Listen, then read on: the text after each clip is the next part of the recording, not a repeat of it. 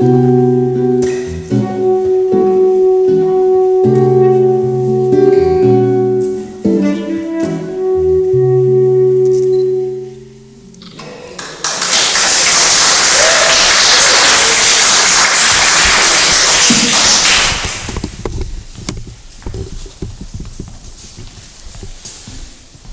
reader today is Evelyn Casey. She is from Limerick and has worked as a health and fitness trainer at Limerick University Arena. She has her work published in the Revival Literary Journal and has been shortlisted for a prize in the Desmond International Poetry Competition in 2009. She's been a guest reader in the White House in Limerick and Old Air in Cork. She published her first poetry collection, Not My Life Story, in 2014. The second collection was out in 2019.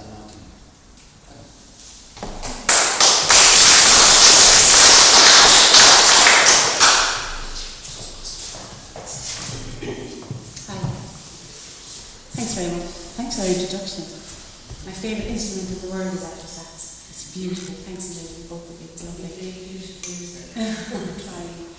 The content is difficult that I'm going to read today. It's doesn't upset anybody, but it's the lightest from what I've taken from the content of the poetry that I wish to publish at some stage. And it's about in the 50s and 60s in Ireland, about the child abuse and things like that. It's a personal story, a biography. It's not mine, thank God. But I'll do this, okay? I'm just going to read and I'll just take a little pause between each poem to let it settle, okay? It won't be applauded, but I'm going to just a tiny pause. Thanks a lot. Court ruling, August 1958. Baby boy, today you are sentenced to a term of enclosure behind big stone walls and iron gates, designed to keep you from crawling out of your cradle. And your mother shall pay 2 shillings per week until you become the age of 16. Do you understand, dear little boy? It's your mother, you see. Not capable of taking care of you, unfit for society you are, cute little boy. Toddler, to be escorted, carried from this courthouse in arms. The black carriage of burden waits your tiny feet into an institution of fear and mistrust. The arms of the virgins of Christ shall be given permission to love and protect you and shave your beautiful blonde locks. The cross hanging from their garments shall be the cross for you to carry the rest of your dear life.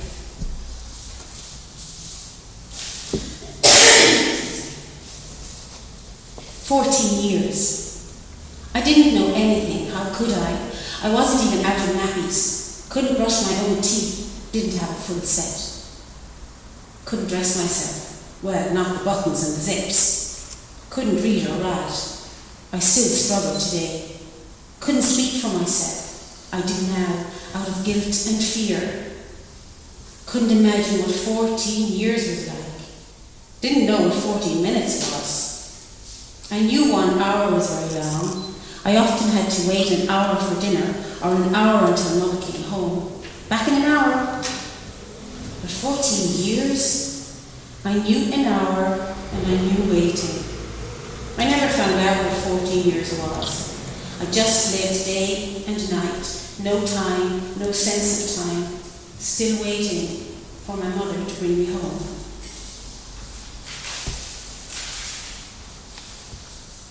Nothing.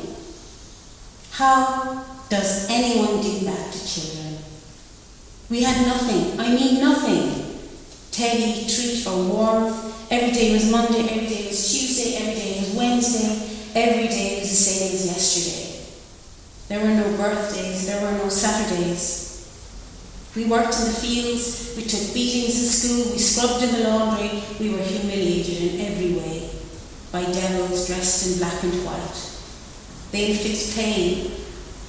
No birthdays, no love, no goodnight stories, no manners, no playtime, just days and nights of grey, dreaded darkness, and nothing. Swim.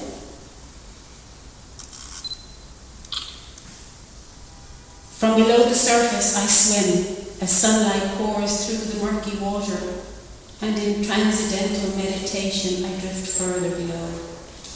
I feel a towering fern and yellow rays of sunlight bursting among the greyness. I feel the dead of the lake, cold on my neck. I see rushes entwine my feet in the darkness of the abyss. Time stands still for more than one moment. Then I come back and swim through the leaves. Up next we have Vernon. He was born in England and married in Sussex and moved to Ireland in 1995. Martin now lives in Ennis, County Clare, and has had many jobs ranging from electrician to community theatre actor. He has run drama workshops in schools and with groups of adults with disabilities. He has campaigned all his adult life around social justice issues and is involved in intercultural work and a men's group. His interests include nature, Irish traditional music, singing and meditation. He is a member of the Poetry Collective, and this is his first collection. Several of his poems have been published in the Fair Champion. His first poetry collection, Birth and the Cry, Revival Press, was published in 2016 and has just been reprinted. Martin.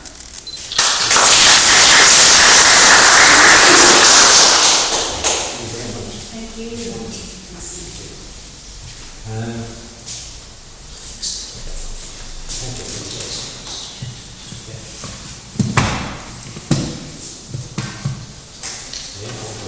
You tell me. Hi everyone, thanks for coming. I'm Martin Vernon. Before I go any further, I want to thank Dominic and the Limerick Writers Group and Revival Press who were kind enough to publish my book, which has just gone for reprint. I think it's just come back from reprint, so I'm delighted about that. It's a great organisation, and I thank you very much. I'd like to start with a poem called Creativity. It's kind of a poem about the moment before we get creative. There is a moment, no, a millisecond, nestled softly between the lightning and the thunder, the birth and the cry, the caress and the sensation, delicate and silent, eclipsing bliss, a pure, vulnerable blink, a delicious expectation. Was curtains hark on the first night? Or canvas shivers beneath burnt umber bristles, before the rosined bow kisses the string, as the pen quivers in the hand, when anything at all, can happen.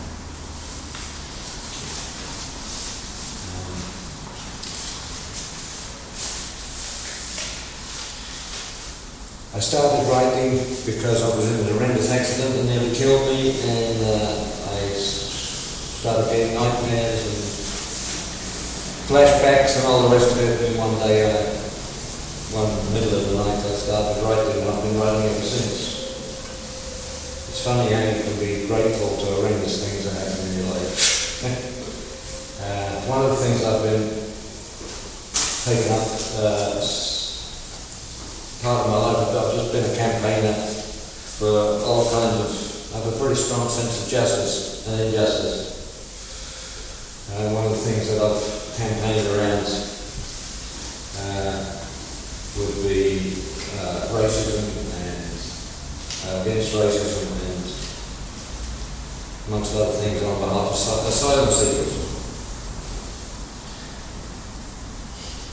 My friend tells me that in his country, he was a man. Since he came here, he's a black man. I've been working with people from Syria. So It's a poem called Swallow. I'm from England with about 6 words of Arabic. He's from Syria with about 7 words of English. We meet often in our adopted country, in Ireland's beautiful west. He smiles and bids me welcome.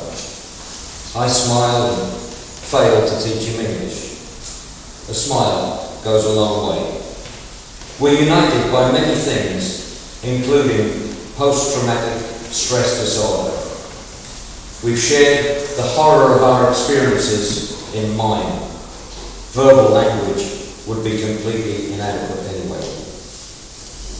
I will never forget the morning as we sat drinking kahawa coffee and watching scenes of devastation from his home on Al Jazeera TV.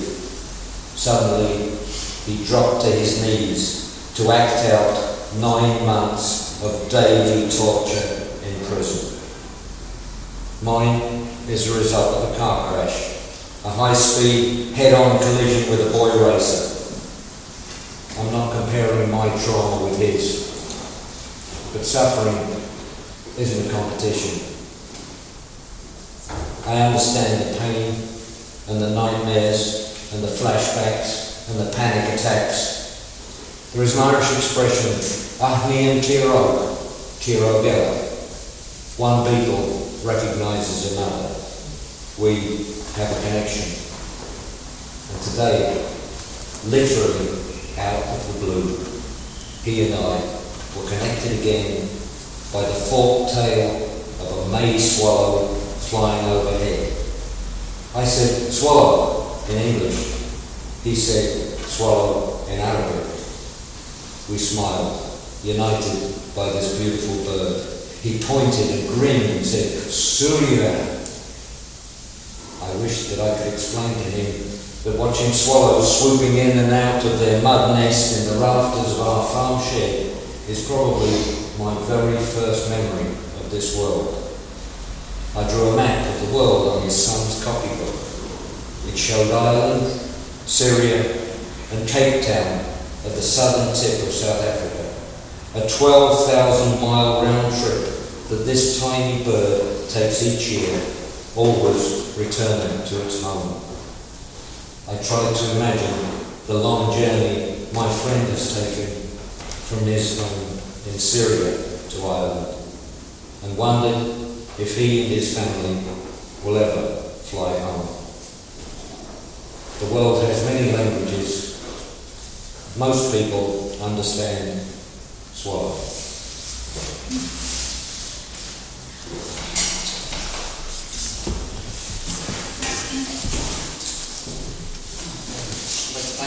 Vernon and Evelyn Casey for 2 fantastic readings, and thanks as well to our musicians, Roisin Ni Dhonabhain and Reddy, who will be coming back to play one more piece. We'd also like to thank the Hunt Museum for hosting us event again this week, and there's one more week left in the series, so we're back